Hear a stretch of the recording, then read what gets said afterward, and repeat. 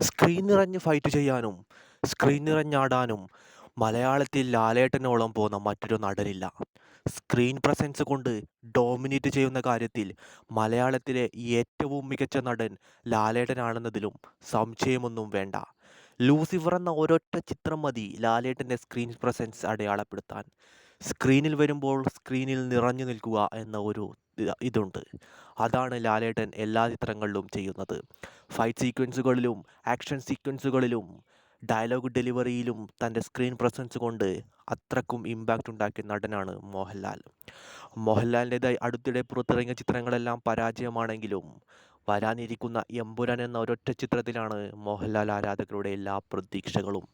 പൃഥ്വിരാജ് സുകുമാരൻ മോഹൻലാലിനെ എങ്ങനെ അവതരിപ്പിക്കുമെന്നും ലാലേട്ടൻ്റെ വൺ ഓഫ് ദ ഗ്രേറ്റസ്റ്റ് കംബാക്കായി എമ്പുരാൻ മാറുമെന്നുമാണ് മോഹൻലാൽ ആരാധകർ വിചാരിക്കുന്നത്. എന്തായാലും സ്ക്രീൻ പ്രസൻസ് കൊണ്ട് നമ്മുടെ